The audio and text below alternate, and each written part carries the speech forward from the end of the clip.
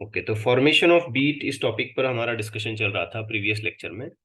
और उस लेक्चर में हमने फॉर्मेशन ऑफ बीट की पूरी कंडीशंस को देखा और फाइनली बीट फ्रिक्वेंसी की एक हमने छोटी सी इक्वेशन भी बना दी थी। यू माइट रिकॉल के फ्रिक्वेंसी ऑफ बीट के बारे में हमने ऐसा ओपिनियन बनाया, n is equal to n1 minus n2 if n1 greater than n2 और n is equal to n2 minus n1 if n2 is greater than n1। ठीक है, हमें यहाँ पे ये भी याद रखना है कि हम वेव्स के बारे में बात करने वाले हैं, तो कई बार हमें वेव की वेलोसिटी की इक्वेशन का भी हेल्प लेना पड़ सकता है न्यूमेरिकल्स को सॉल्व करते हुए। और वो बड़ी स्टैंडर्ड सी इक्वेशन है जो सभी तरीके के वेव्स पर अप्लाई की जा सकती है, and that is nothing but equal to v is equal to n lambda, where n is the corresponding frequency. अगर मैं किसी वेव नंबर 1 की बात कर रहा हूं तो हो सकता है मैं उसकी स्पीड को v1 कर दूं और उसकी करस्पॉन्डिंग फ्रिक्वेंसी को n1 कर दूं और उसकी करस्पॉन्डिंग वेवलेंथ को λ1 कर दूं। एंड इसी तरीके से अगर मैं कोई दूसरी वेव के बारे में बात कर रहा हूँ तो I can write the speed of that particular wave as v2, the corresponding frequency n2 and the corresponding wavelength λ2। बस इन दो बातों पे हमारे सारे न्यूमेरिकल्स यहाँ पे सॉर्ट आउट होने वाले हैं। हाँ, इसके साथ साथ हो सकता है हमको थोड़ा बहुत डॉपलर इफेक्ट पर बेस्ड न्यूमेरिकल्स भी यहाँ कंबाइन करके बीट के कंसेप्ट के साथ पूछे जाएंगे। तो I would suggest you that कि आप साउंड वेव्स इस चैप्टर में पीछे जाइए 11th के सिलेबस में और वहां जाकर के डॉपलर इफेक्ट वाले लेक्चर्स को देखिए ध्यान से, क्योंकि अगली क्लासेस में जब हम इन न्यूमेरिकल्स को अच्छे लेवल पर एलिवेट करेंगे, कुछ डिफिकल्ट लेवल के क्वेश्चंस को सॉल्व करेंगे, तो हम डॉपलर इफेक्ट्स के कंसेप्ट्स को भी वहां पे यूज कर सकते हैं। ओके, आई होप आपको बीट का सारा कंसेप्ट पूरी तरीके से क्लियर हो गया है। Formation of waxing, waning, the frequency of beat itself, superposition of the two waves such that there is a slight difference in their frequencies. Okay, so क्या हम अपने यहाँ न्यूमेरिकल से शुरू कर सकते हैं? Yes, shall we start with the numericals?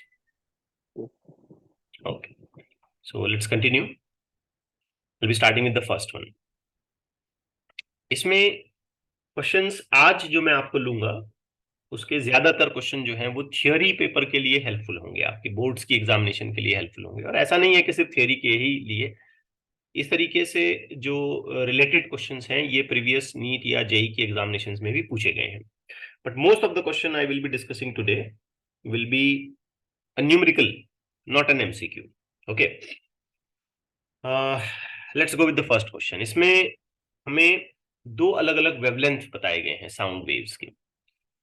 ये वाली एक वेवलेंथ गिवन है और ये दूसरी।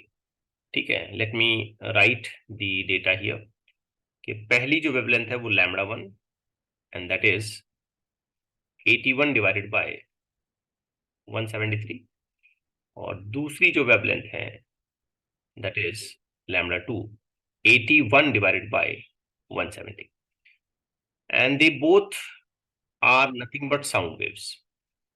जब एक ही तरीके के वेव किसी सिंगल मीडियम में चलेंगे तो याद रखिए कि उनकी स्पीड जो है ना वो सेम होगी, सेम स्पीड।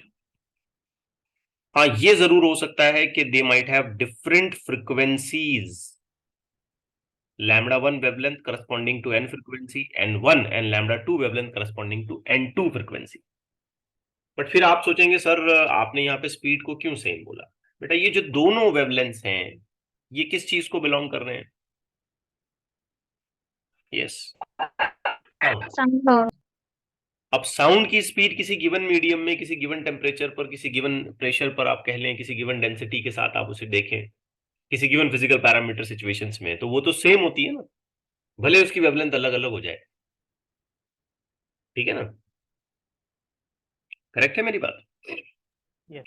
ओके, तो हमें पता चलता है कि ये दोनों अलग अलग फ्रीक्वेंसीज हैं। अब ये मिलके बनाते हैं 10 बीट्स, तो हमें यहाँ बीट की फ्रीक्वेंसी भी गिवन है, n is equal to 10 beats per second. अब हमसे ये पूछ रहा है कि फिर हमें velocity of sound in air जो है ना ये निकालना है, वेलोसिटी ऑफ साउंड कितना है। तो अभी इस बात है बच्चों कि यहाँ दो अलग अलग वेवलेंथ्स का यूज किया गया है, तो two different frequencies might be applicable. One of them is N1 and another of them is N2। Beat की फ्रीक्वेंसी भी हमें गिवन है, लेकिन हम एक छोटी सी बात में यहाँ पे आके अटक जाते हैं कि हम बीट का जो फॉर्मूला है वो N1 माइनस N2 इस तरीके से लिखें या N2 माइनस N1 इस तरीके से लिखें, है ना। अगर हमने गलत फॉर्मूले को चॉइस किया तो हमारे आंसर्स पूरी तरीके से रॉन्ग आ जाएंगे। आप बोलेंगे क्यों? बिल्कुल पूरी तरीके से रॉन्ग हमारे आंसर आ जाएंगे। तो हमें इस बात में हमेशा कंफर्म होना है कि कौन सी फ्रीक्वेंसी ज्यादा है और कौन सी फ्रीक्वेंसी कम, और उसके अकॉर्डिंगली हमें इक्वेशन बनानी है, आइदर N1 माइनस N2 और either N2 minus N1। Okay, अब इसे कंफर्म करने के लिए हम एक छोटे से कंडीशन को यहां पे अप्लाई करते हैं। देखिए हमारे पास इक्वेशन है V is equal to N lambda given situation में, जिसमें हम ये कहते हैं कि स्पीड कैसी है? कांस्टेंट, करेक्ट है ना। तो इसका मतलब हो गया कि N लैम्बडा ये फैक्टर अपने आप में एक कांस्टेंट नंबर को बताता है, which means N is inversely proportional to wavelength. यानी कि फ्रीक्वेंसी जो भी होगी वेवलेंथ के साथ वो कैसी आएगी? इनवर्स प्रोपोर्शनैलिटी में। ये फंडामेंटल्स क्लियर हो रहे हैं आपको? यहाँ पे थोड़ा सा क्विकली आंसर करें आप लोग बच्चों। अब हमें ये कंफर्म करना है कि N1 इज हाइयर और N2 इज हाइयर। उसके लिए हमें चेक करना पड़ेगा कि लैम्बडा 1 हाइयर है कि लैम्बडा 2 हाइयर है। तो आप इस गिवन वैल्यूज के साथ जब देखते हैं तो आपको पता चलता है कि lambda 1 is less as compare to lambda 2। अब आप बोलेंगे ऐसे कैसे? सोचें आप। लैम्बडा 1 में हमने डिवाइड कर रखा है 81 को 173 से, और यहां हम उसे डिवाइड करते हैं 81 को 170 से। तो here we find that the denominator factor is less. इसका मतलब ये नंबर बड़ा आ जाएगा, करेक्ट है? Yes sir. तो ये छोटी सी न्यूमेरिकल कंडीशन है, इसे समझने की बात है कि लैम्बडा 2 विल बी हाइयर। आप सोचिए कि अगर मैं फ्रीक्वेंसी और वेवलेंथ के इंटरनल रिलेशन को समझता हूं तो वो तो इनवर्स प्रोपोर्शनैलिटी के साथ आ रहा है। इसका सीधा सा मतलब क्या हुआ? यस, N1 और N2 का अगर हम कंपैरिजन करते हैं तो इसका सीधा सा मतलब क्या हुआ? बोले?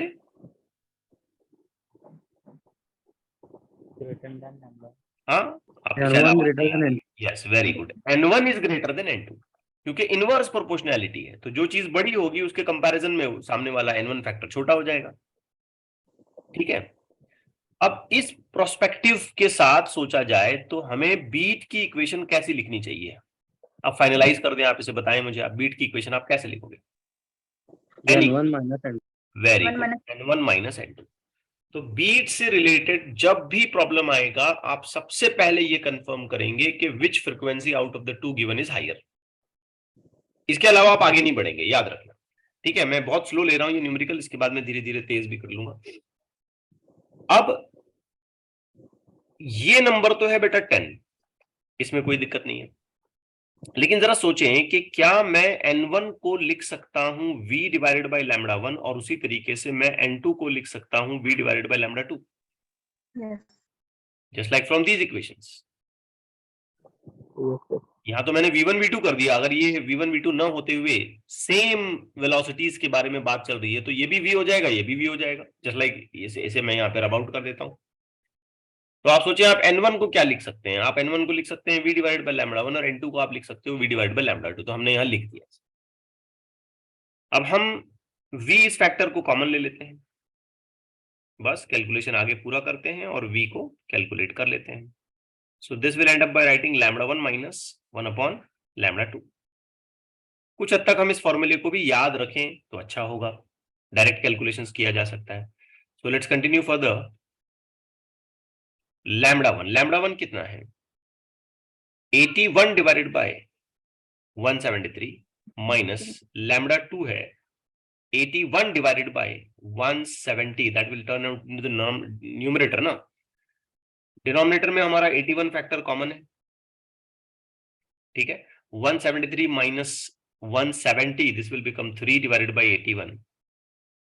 So finally V का आंसर आ जाएगा 10 multiplied by 81 divided by 3.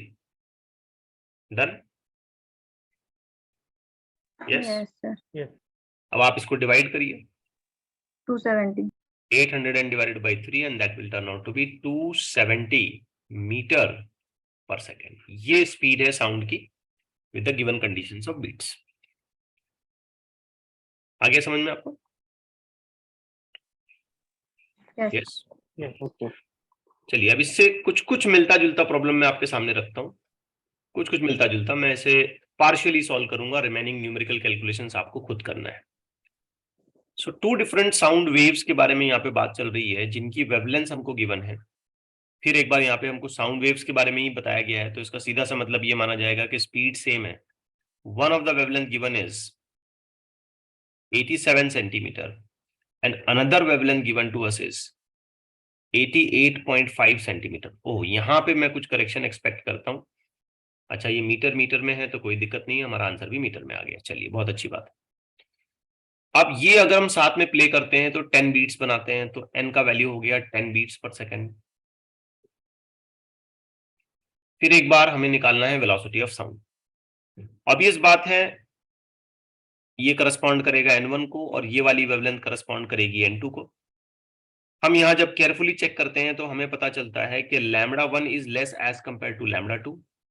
Therefore n1 और n2 का कंपैरिजन क्या होगा, क्विकली बताएं आप. N1 greater than N2. Very good, n1 greater than n2. इसके लिए रीजन अगर मैं यहाँ पे क्लेम करना चाहूं तो हमें याद रखना चाहिए कि frequency and wavelength are inversely proportional if velocity is constant. अब ये हमेशा से ही ऐसे ही होगा, इसमें कोई चेंजेस नहीं आएंगे.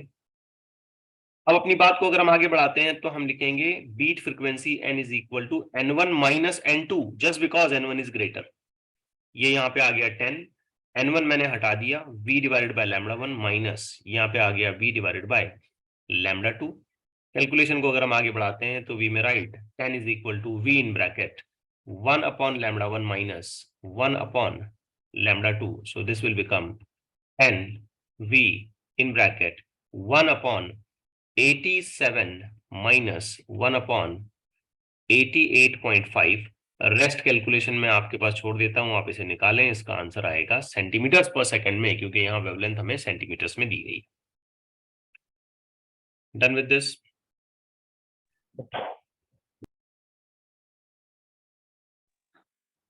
Yes, sir. चलिए, इससे कुछ एक मिलता जुलता क्वेश्चन और एक यहाँ पे मैं आपके सामने रखता हूं, थोड़ी सी कंडीशनल चेंज के साथ. आई होप आप क्विकली समझ पाएंगे. Again here we have been provided with 2 different wavelengths, and again in this case also we have sound waves, same velocity, same speed.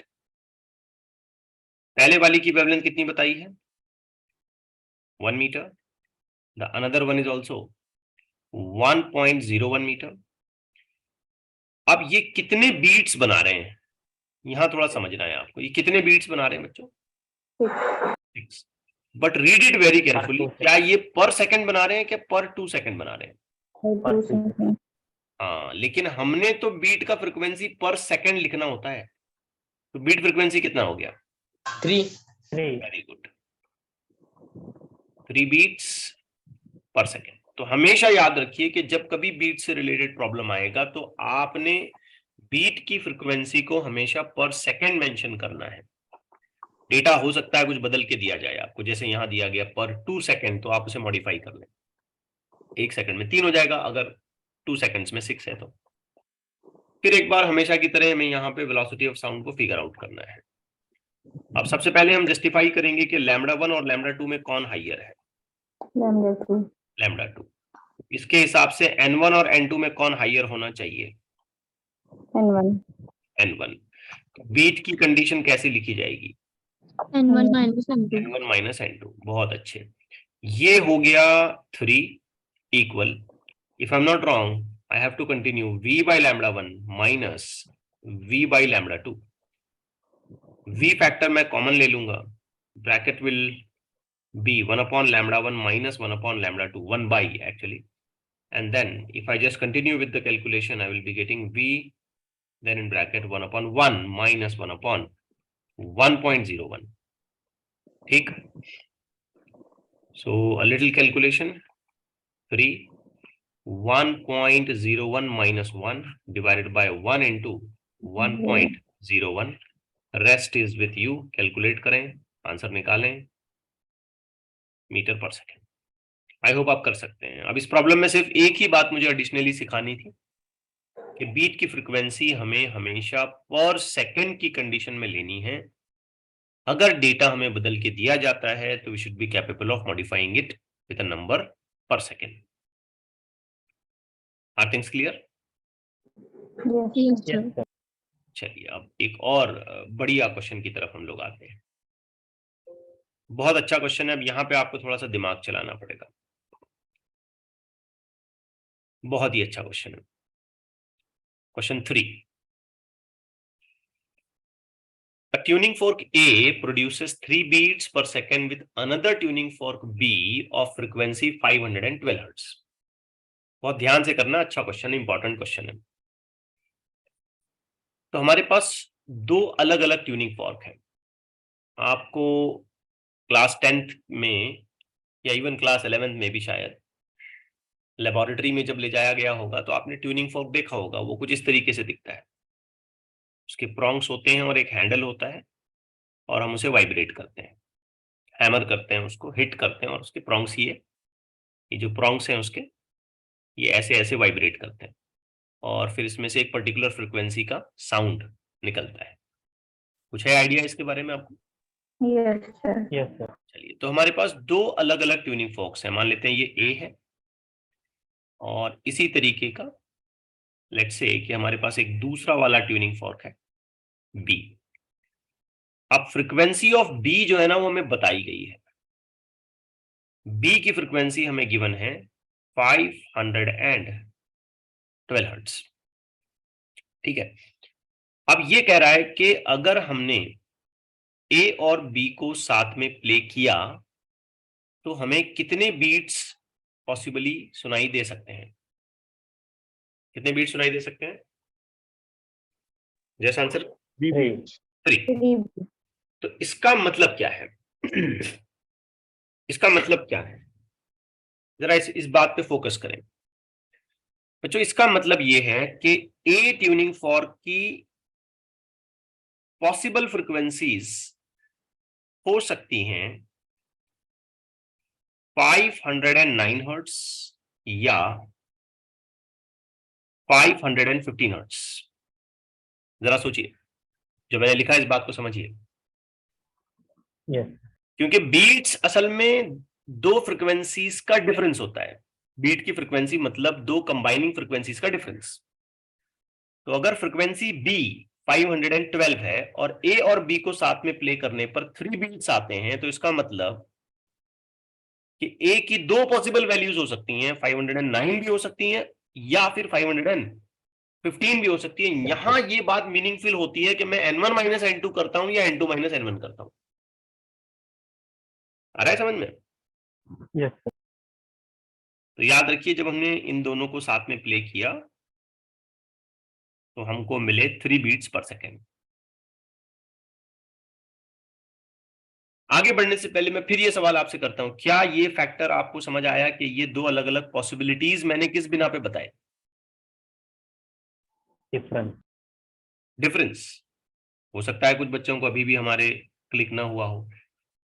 अगर ऐसे लिखा जाए तो कैलकुलेशन हो गया 3 n of a minus n of b 512. Calculation करने पे पता चला कि n ऑफ a आया 515. ठीक है? Yes. सुनो, लेकिन अगर ऐसे लिखा जाए, ऐसे n2 माइनस n1, तो ये तो अब भी 3 है. 512 minus n of a. n2 का मतलब मैं b ले रहा हूं और n1 का मतलब मैं a ले रहा हूं. अब सोचिए कि अगर मैं n ऑफ a को कैलकुलेट करता हूं तो 512 minus 3 which means I may get the possible answer as 509. So क्या ये फैक्टर्स आपको क्लियर हो रहे हैं कि यहां पर दो पॉसिबिलिटीज हो सकती हैं इसकी? Yes, sir. ओके, तो इसकी दो पॉसिबिलिटीज हो सकती हैं। ये कैलकुलेशन हालांकि हमें हमारे माइंड में ही हो जाना चाहिए, but just for my satisfaction मैंने आपके सामने ये बता दिया। अब क्वेश्चन आगे पढ़ता है, आगे रीड करता है क्वेश्चन कि हमने थोड़ा सा वैक्स, थोड़ा सा मोम ये ए ट्यूनिंग फॉर्क के प्रोंग्स पर चिपका देना है। मतलब ए ट्यूनिंग फॉर्क के प्रोंग्स को हेवी बनाना है, उस पर कोई लोड, कोई मास हमने लगा देना है वैक्स की शक्ल में। देन वी ऑब्जर्व कि उसके नंबर ऑफ बीट्स घट के 2 हो जाते हैं। ए और बी के वाइब्रेशंस में जो पहले 3 बीट्स मिल रहे थे अब 2 हो जाते हैं। तो let me draw that situation कि ये हमारा ए ट्यूनिंग फॉर्क है, इसके साथ ये वाला बी ट्यूनिंग फॉर्क है। बी ट्यूनिंग फॉर्क में किसी किस्म का कोई चेंज नहीं किया गया है, तो इट्स स्टिल 512। लेकिन ए ट्यूनिंग फॉर्क के प्रोंग्स पर हमने क्या कर दिया, थोड़ा थोड़ा वैक्स लगा दिया। तो अब ए ट्यूनिंग फॉर्क की फ्रीक्वेंसी में कुछ फर्क आया होगा, कुछ नई फ्रीक्वेंसी इसकी बनी होगी, सच दैट कि अब अगर हम इन दोनों को साथ में प्ले करते हैं तो हमें मिलते हैं 2 बीट्स पर सेकेंड। ठीक, yes, सर। तो इस हिसाब से सोचा जाए तो ए ट्यूनिंग फॉर्क की अब नई 2 पॉसिबिलिटीज क्या हो सकती हैं। अब इसको ए नहीं लिखता हूं, ए डैश लिखता हूं, ठीक है। तो इस अब ए डैश ट्यूनिंग फॉर्क की नई 2 पॉसिबल वैल्यूज क्या हो सकती हैं। अगर आप बहुत ध्यान से सोचते हैं तो इसकी पहली पॉसिबिलिटी हो सकती है 510, यस, और दूसरी पॉसिबिलिटी इसकी हो सकती है 514। 514। अब फिर हमसे क्वेश्चन ये पूछ रहा है कि वैक्स लगाने से पहले ए की एक्चुअल फ्रीक्वेंसी क्या थी। ये तो मैंने पूरी स्टोरी बना दी आपके सामने, but the question is asking कि भाई वैक्स लगाने से पहले ए की ओरिजिनल फ्रीक्वेंसी क्या थी। तो यहां पे हमें थोड़ा सा कंसेप्ट पे ध्यान देना पड़ेगा। जब हम ए पर वैक्स लगाते हैं तो इसका मतलब ये होता है कि हम ए ट्यूनिंग फॉर्क के प्रोंग्स को हेवी बनाते हैं, लोडेड हो गए वो। अगर उसके प्रोंग्स हेवी हो जाते हैं तो वो ठीक से वाइब्रेट नहीं होंगे, उनका वाइब्रेशन कम हो जाएगा, इफेक्टिव फ्रीक्वेंसी उनकी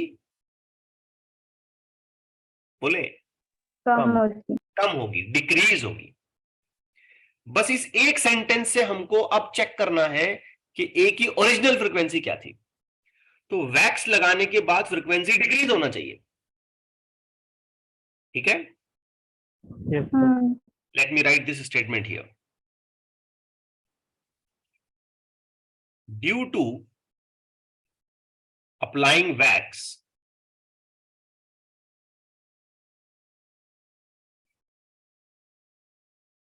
frequency of cork A must decrease। ये सेंटेंस ही हमें आंसर बता रहा है। अच्छा सोचो, वैक्स लगाने से पहले इसकी 2 पॉसिबिलिटीज थी। इनमें से अगर मैंने ये सोचा कि इसकी ये फ्रीक्वेंसी हो सकती है, पॉसिबली 509, अगर मैंने ऐसे सोचा, तो फिर वैक्स लगाने के बाद क्या क्या हो रहा है उसका, बढ़ रही है। 510 हो रही है जो 509 से ज्यादा है, और 514 आ रही है और ये भी 509 से ज्यादा है, जो कि मेरे कंसेप्ट से कॉन्ट्राडिक्ट कर रही है, रियलिटी से कॉन्ट्राडिक्ट कर रही है। क्योंकि वैक्स लगाने के बाद तो फ्रीक्वेंसी घटनी चाहिए। यस, तो इसका सीधा सा मतलब यह है कि वैक्स लगाने से पहले ट्यूनिंग फॉर्क ए की फ्रीक्वेंसी 509 नहीं हो सकती। मैंने पहले आपको नहीं वाला रीजन बता दिया पूरा। क्लियर हो गई बात?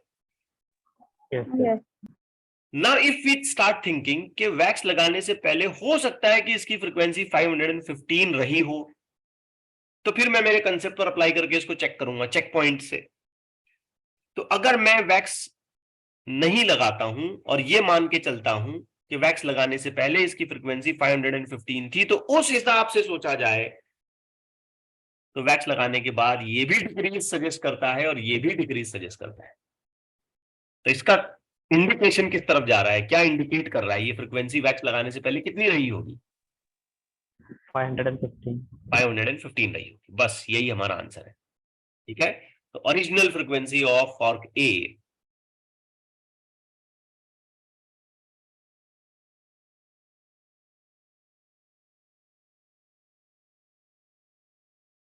is 515 hertz. This is what our answer is. अब चेक पॉइंट कैसे कैसे किए, समझ आई ना आपको बात? Yes, sir. ओके, चलिए इसी तरीके का एक मिलता जुलता क्वेश्चन करते हैं, सिमिलर लुकिंग लेकिन थोड़े से डिफरेंट कंसेप्ट के साथ। यहां पे हमारे पास दो अलग अलग ट्यूनिंग फॉर्क्स हैं, one is labelled as C and the other one is labelled as D. D का फ्रीक्वेंसी गिवन है 340, सी का नहीं गिवन, सी के बारे में कुछ नहीं बताया। तो let me draw the figure just for your understanding. ये सी है मान लेते हैं, ये वाला ट्यूनिंग फॉर्क हो गया हमारा डी। डी फॉर्क की वैल्यू हमें गिवन है 340 हर्ट्ज। सी फॉर्क की कोई वैल्यू हमें नहीं बताई गई है, लेकिन जब हम सी और डी को साथ में प्ले करते हैं तो सी और डी को साथ में प्ले करने पर हमें मिलता है 8 बीट्स पर सेकेंड। ये चीज हमें क्या सजेस्ट कर रही है कि सी की दो पॉसिबल वैल्यूज क्या हो सकती हैं, बताएंगे? 332. वेरी गुड, शाबाश। 332. 332 hertz, 30. one of the possibility, and 348 48. hertz, another possibility, because the difference is of 8. I hope आप ये माइंड में अपने कैलकुलेशन कर पा रहे हैं। Yes. ओके, अब क्वेश्चन को आगे पढ़ते हैं।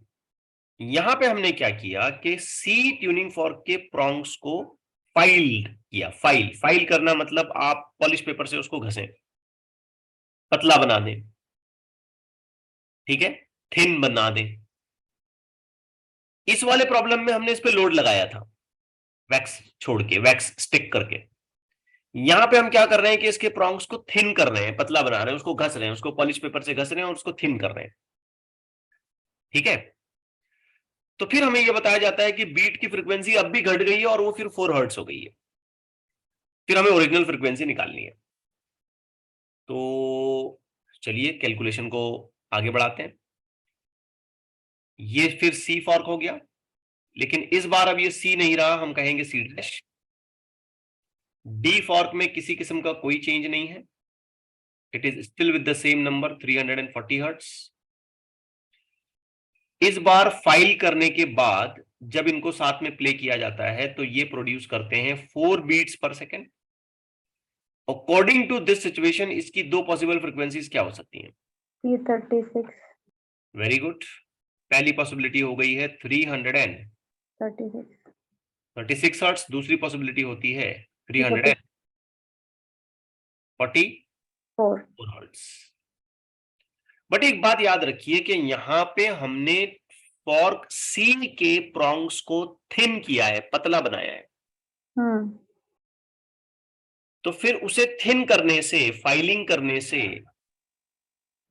क्या ट्यूनिंग फॉर्क सी के प्रॉन्ग्स तेजी से वाइब्रेट होंगे? Yes, sir. क्योंकि वो थिन हो गए हैं, पतले हो गए हैं, अब वो हल्के हो गए हैं, तो बहुत तेजी से वाइब्रेट होंगे। अगर वो तेजी से वाइब्रेट होंगे तो क्या इसका मतलब ये माना जाए कि उसकी फ्रीक्वेंसी आफ्टर फाइलिंग बढ़ जाएगी? Yes. ओके, तो जैसा स्टेटमेंट मैंने यहां लिखा है वैसा ही स्टेटमेंट यहां पे लिखता हूं। ड्यू टू फाइलिंग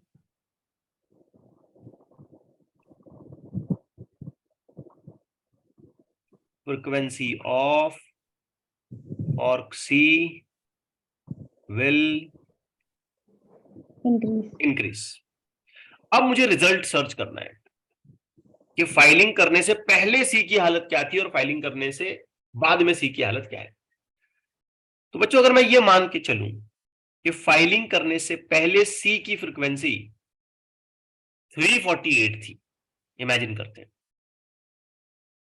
348 फाइल करने से पहले, तो फाइल करने के बाद क्या क्या नंबर्स आ रहे हैं? 336. या पॉसिबिलिटी क्या आ रही है? 44. 44। क्या ये हमारे इस कंसेप्ट के साथ मैच कर रहा है? नहीं फ्रीक्वेंसी नहीं बढ़ना चाहिए? नहीं, बल्कि यहाँ पे अगर मैं 348 को चॉइस करके सोचता हूं तो उल्टा यहाँ तो कम हो, डिक्रीज हो रहा है। तो क्या इसका मतलब हमारा आंसर 348 नहीं है? यस, यस सर 348 नहीं हो सकता, क्योंकि अगर मैंने 348 पे अपने कंसेप्ट को अप्लाई कर दिया, फाइलिंग के बाद फ्रीक्वेंसी बढ़नी चाहिए, तो उस हिसाब से तो कम हो रही है ना यहाँ पे, तो ये कॉन्ट्राडिक्ट क्रिएट कर रहा है, कंडीशन मैच नहीं हो रही है। इसका सीधा सीधा मतलब ये निकलता है, ये इंडिकेट करता है कि करेक्ट फ्रीक्वेंसी बिफोर फाइलिंग जो है वो 332 रही होगी, क्योंकि इसके हिसाब से यहाँ जो नंबर्स मुझे पॉसिबली मिल रहे हैं वो इंक्रीज्ड होके मिल रहे हैं। यस सर तो करेक्ट आंसर क्या हुआ? 332 332 तो करेक्ट आंसर मैं जैसे यहां मेंशन किया, फिर एक बार मेंशन करता हूं, ओरिजिनल फ्रीक्वेंसी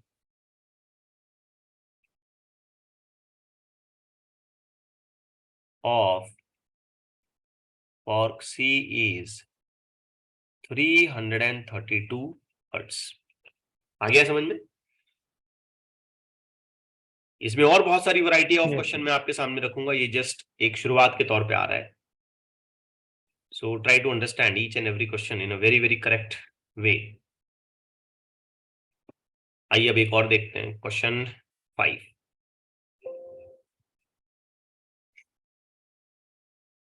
ध्यान से समझना। Okay, wavelength of the two sound notes in air is 80 by 150 and 80 by 183. Sorry 80 by 185 and 80 by 183। ये दो अलग अलग वेवलेंथ हमें गिवन है, और ऑफ कोर्स यहाँ पे साउंड नोट के बारे में बात चल रही है, तो वन थिंग इज कंफर्म्ड कि स्पीड या वेलोसिटी कह लें वो सेम होगी। तो लेट्स से कि एक फैक्टर हमारे पास लैम्डा 1 है जो है 80 डिवाइडेड बाय 185, एक दूसरा फैक्टर हमारे पास लैम्डा 2 है जो है 80 डिवाइडेड बाय 183।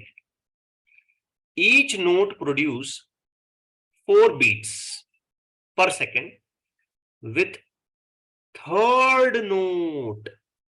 तो एक तीसरी फ्रीक्वेंसी भी यहां पर है जिसके बारे में कोई इंफॉर्मेशन नहीं बताई गई, सिर्फ इतना बोला गया है कि एक तीसरी फ्रीक्वेंसी यहां पर रही होगी कुछ इस तरीके से कि ये दोनों फ्रीक्वेंसीज जब उस थर्ड वाली फ्रीक्वेंसी के साथ प्ले किए जाते हैं तो वो 4 बीट्स बनाते हैं।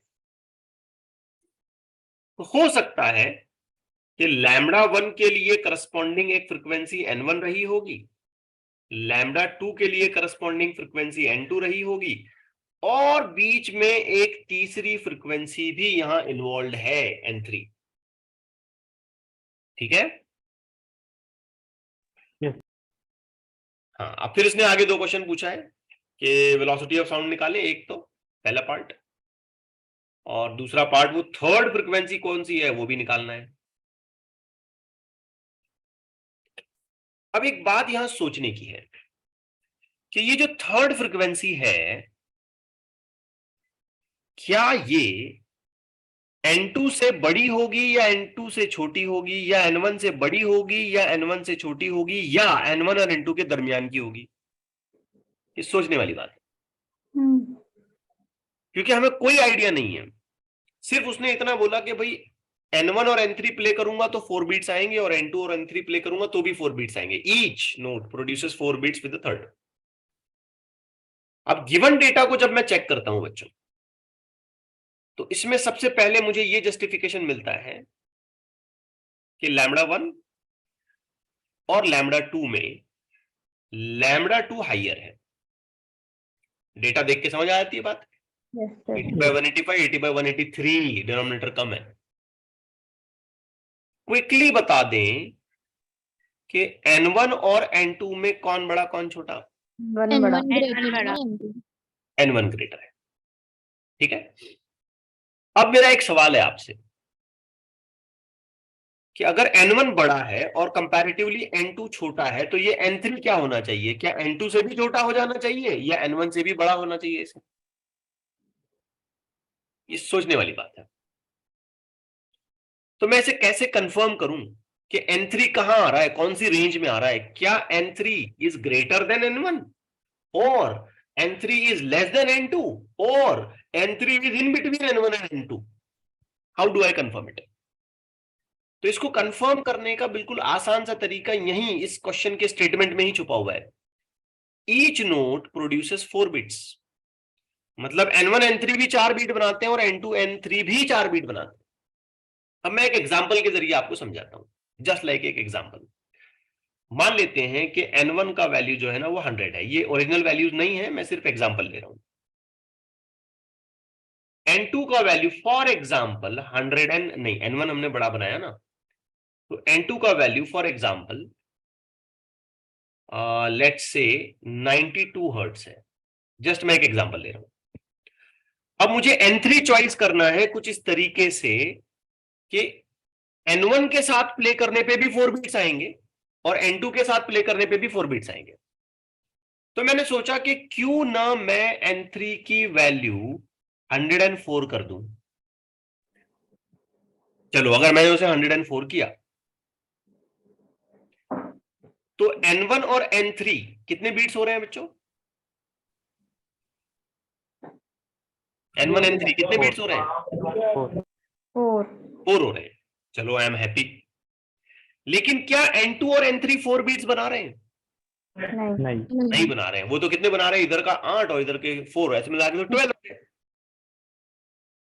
तो इसका मतलब क्या है कि N3 की वैल्यू N1 से ग्रेटर नहीं हो सकती. क्योंकि अगर मैं ऐसा करूं तो मैं N1 के साथ तो 4 बीट बना पाऊंगा, लेकिन N2 के साथ उसके ज्यादा बीट्स बनने लग जाएंगे. तो ये पॉसिबिलिटी बिल्कुल ही गलत है. Not possible. फिर मैंने सोचा चलो एक काम करते हैं कि N3 को चॉइस करते हैं 88 हर्ट्ज. एग्जांपल ले रहा हूं मैं समझाने के लिए बस आपको. 88 हर्ट्ज ले लेते हैं. तो मैं पहले N2 और N3 को चेक करता हूं और बड़ा ही खुश हो जाता हूं कि यहां पे इन दोनों में कितने बीट्स बन रहे हैं? 4 बन रहे हैं. चलिए बहुत अच्छी बात है, वेरी गुड. क्वेश्चन में बोला गया है कि 4 बीट्स आते हैं तो आ रहे हैं. लेकिन फिर जब मैं उसे N3 और N1 के कंपैरिजन में चेक करता हूं तो पता चलता है कि यहाँ पे 4 बीट्स नहीं बन रहे हैं, बल्कि कितने बीट्स बन रहे हैं? 12 बन रहे हैं. तो फिर मैं यहां अटक गया, जिससे मुझे इस बात का इंडिकेशन मिलता है कि N3 जो है वो N2 से छोटा नहीं हो सकता. अगर मैं ऐसा करता हूं तो N1 के साथ उसके प्रॉपर 4 बीट्स नहीं बनेंगे. तो हायर मोस्ट पॉसिबिलिटी भी चली गई और लोअर मोस्ट पॉसिबिलिटी भी चली गई. अब बचा क्या? एक ऐसी कंडीशन, एक ऐसी वैल्यू हमको सर्च करनी है जो N1 के साथ भी 4 बीट्स बना पाए और N2 के साथ भी 4 बीट्स बना पाए. अगर हम यहां बहुत ध्यान से सोचते हैं तो एक्सपेक्टेड ये होगा कि N3 का वैल्यू 96 लिया जाए.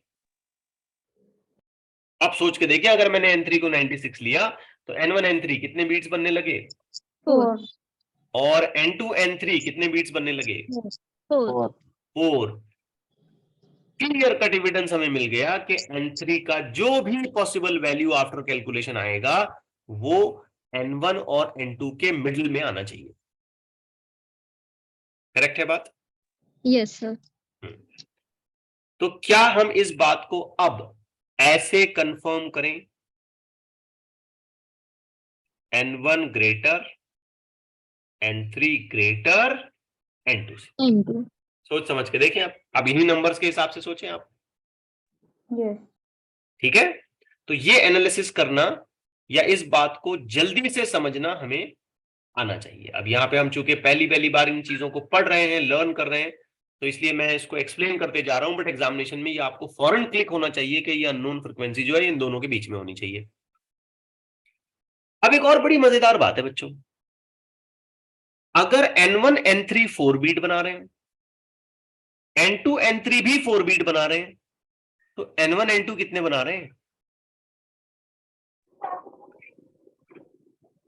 सोचिए. 8. शाबाश, बिल्कुल सही है. N1 N3 अगर 4 बना रहे हैं, N2 N3 भी अगर 4 बना रहे हैं, तो बिल्कुल लॉजिकली समझ में आता है, देख के ही समझ में आ जाता है कि N1 N2 में कितने बीट बनने चाहिए? 8. तो क्या इस बात को ऐसे लिखा जाए? 8 is equal to N1 minus N2. सोचे जरा. Yes, sir. Yes. पक्की बात? Yes. आप कंटिन्यू करें. 8 is equal to V divided by corresponding lambda 1 minus V divided by corresponding lambda 2. Are things clear? Yes, sir. चलिए यहां से ये 8, ये V बच्चों कॉमन आ गया. लैम्बडा 1 अगर मैं चेक करता हूं तो गिवन डेटा के हिसाब से 80 by 185. तो दिस इज 80 by 185. 185 चला जाएगा ऊपर, माइनस ये आ गया 80 by, if I am not wrong, 183. Just complete the calculation. आप लिखोगे 8 is equal to V and then in bracket it will be 5 divided by 80. So finally V will be equal to 8 into 80 So- divided by 5. Therefore V, the velocity of sound in this case, is coming to be Sir, 2 divided by कहाँ? 2 divided by 80. 2 divided by 80. हाँ, 85, 85. 85. Sorry. I made a mistake here. It is just 2 divided by 80. So this is 2. ठीक है, I was just under assumption कि ये 180 है, तो जहन से निकल गया. अच्छा, कैलकुलेशन पूरा करते हैं, बताएं कितना आ रहा है आंसर. 20. यस, कितना? 320. 320. यस, ये आपने बोलना होता है, मैं खास रुकता हूं इस चीज के लिए. 320 मीटर पर सेकेंड. That's it. अब आइए इस क्वेश्चन के फर्दर पार्ट पे जाते हैं. उसने अब हमसे ये भी पूछा कि तीसरी नोट जो है ना वो कितनी वैल्यू की है. What is the magnitude of the third note. कैसे निकाले हम? How do we get that answer? 4 equal to N3 minus N. हाँ, वेरी गुड. क्या हमें ऐसे करना पड़ेगा? 4 इक्वल टू, बोले, N1 minus N3 minus N. N1 minus N3. N3. हाँ. चलेगा? बिल्कुल Yes. सही. Yes. You can go. ऐसे कर सकते हो आप. अब N3 के लिए करस्पॉन्डिंग वैल्यूज को हमें पुटअप करना है और फिर N1 निकालना है. डन. तो ये हो गया 4 इक्वल, सॉरी, N1 के लिए हम पुटअप करेंगे V divided by lambda 1 minus, let's keep this factor as it is, N3. So 4 equal V अभी हमने कैलकुलेट किया 320. Lambda 1 as I recall 80 divided by 185, तो ये फैक्टर 185 चला गया ऊपर, ये हो गया minus N3. Therefore N3 is equal to, ये सब कैंसिलेशन के बाद कितने हो रहे हैं? ये 0 और ये 0 काट दिया. 4 इंटू 185 माइनस 4. ठीक है. 736. ओके, तो फाइनली ये जो आंसर आ रहा है ये आ रहा है 736 एज यू सजेस्ट हर्ट्स. अच्छा चलो अब यहां पे नहीं रुकते हैं, अब ये भी बता दो मुझे कि फिर N1 कितना है. N1 कितना है? तो फिर मैं आपके सामने दो कंडीशन रखता हूं. N1 minus N3 is equal to 4. Sir, 740. Therefore N1 is equal to 4 plus N3. N3 की वैल्यू पुटअप करेंगे तो आंसर कितना आएगा? ये 740 हर्ट्स. और इसी हिसाब से अगर मैं लिखूं तो N3 minus N2 is equal to 4. बात क्लियर हुई है? तो N2 is equal to N3 minus 4, and that way 736 minus 4, that will be 732 hertz. It's a very good question to go for. Clear हो रही है बात? Yes, sir. किसी ने कुछ मैसेज किया आप. N3 740 है. अच्छा, यहाँ कैलकुलेशन कुछ गलत किए क्या? N3 740 बता रहे हैं. ये -4 भी करना है ना बेटा? Right है sir. ये -4 भी करना है. जिसने मैसेज किया उसको बोल रहा हूँ. सो इस तरीके से ये कैलकुलेशन किए जा सकते हैं. ठीक. Yes. Yes. एक और बड़ा ही सिंपल सा क्वेश्चन मैं आपके सामने रखता हूं. एक दो सिंपल क्वेश्चन, बिकॉज जितनी मैंने क्वेश्चन सोचे थे उतने तो नहीं हो रहे हैं, लेट इट बी, धीरे धीरे आगे बढ़ते हैं, कोई गड़बड़ नहीं करते हैं। When beats are produced by two progressive waves of nearly same frequency, which one of the following is correct? जब बीट बनते हैं तो फिर क्या करेक्ट है? चार ऑप्शन दिए हैं नीचे। इसमें बोल रहा है पार्टिकल वाइब्रेट करता है सिंपल हार्मोनिकली, ठीक है, with the frequency equal to difference in the component frequencies. Particle का वाइब्रेशन सिंपल हार्मोनिकली होता है, लेकिन वो डिफरेंस ऑफ फ्रीक्वेंसीज के साथ वाइब्रेट नहीं करता है। वैक्सिंग वेनिंग बनना ये डिफरेंस ऑफ फ्रीक्वेंसी का कंसेप्ट है,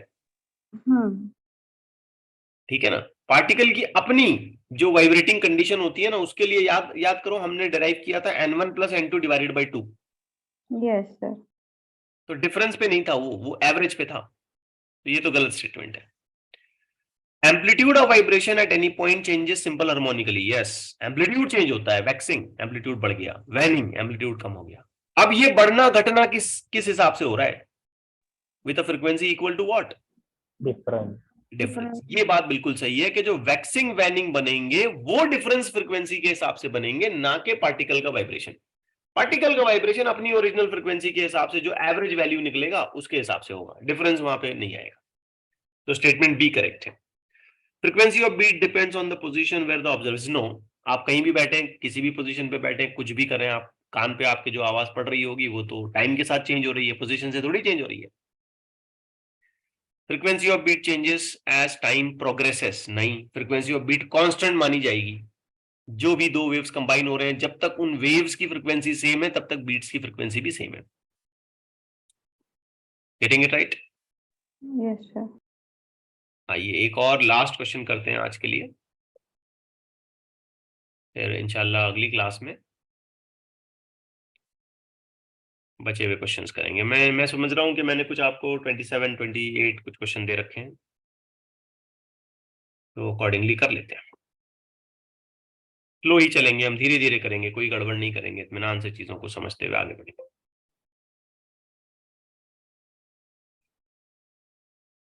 चलिए, यहाँ पे हमें दो इक्वेशन दे दी इसने सीधी सीधी वेव की। अच्छा देखना, तो ये पहली वाली जो वेव है ना, इसका एम्पलीट्यूड कितना है? 12। और दूसरी वाली का? 4। इसकी फ्रीक्वेंसी निकालते हैं। तो क्या मैं ऐसे लिखूं, omega 1 is equal to 100 pi? Yes. क्या ओमेगा ये चीज होता है 2 पाई n1? तो इस हिसाब से n1 कितना हो गया? 50। अब यहाँ पे आप ये सोचें, ओमेगा 2 कितना आएगा बच्चों? 102 पाई। ओमेगा 2 ये फैक्टर होता है 2 pi n2 and that is equal to 102 pi. Therefore n2 is equal to how much? 1 hertz. 51 hertz. अब एक n1 50 है और एक n2 51 है, इन दोनों को साथ में प्ले करें तो कितने बीट्स बनेंगे? 1। That's it, clear. तो n इज इक्वल टू, इस बार बेटा मुझे ऐसे लिखना पड़ेगा n1 minus n2, sorry n2 minus n1, 51 minus 50, 1 beat per second. अब 1 बीट पर सेकेंड के तो दो ऑप्शन है हमारे पास, बी भी है डी भी है। आगे लिखने की एक और चीज पूछ रहा है, इंटेंसिटी का रेशियो क्या है। तो रिकॉल करो सुपरपोजिशन की कंसेप्ट्स, जहां पे हमने मेंशन किया था आई मैक्स अपॉन आई मिन, सुपरपोजिशन की कंसेप्ट्स बच्चों, r plus 1 the whole square divided by r minus 1 the whole square. Yes. Superposition intensity discussion पूरा पढ़ा चुका हूं मैं आपको। यस तो सर। ये बताओ कि ये r क्या होता है? तो आपको याद होगा ये एम्पलीट्यूड रेशियो होता है a1 बाई a2। यस। 12/4 यानी कि 3। तो यहां कैलकुलेशन अगर मैं कंटिन्यू करता हूं तो 3 plus 1 the whole square divided by 3 minus 1 the whole square, 4 का स्क्वायर हो गया 16, 2 का स्क्वायर हो गया 4। You will get an answer as 4:1।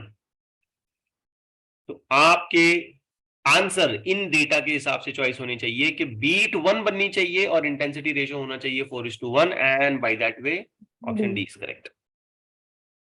ठीक है, Yes, sir. तो इस लेक्चर के लिए इतना काफी है। अगली क्लास में इसके बचे हुए न्यूमेरिकल्स के साथ हम लोग कंटिन्यू करेंगे।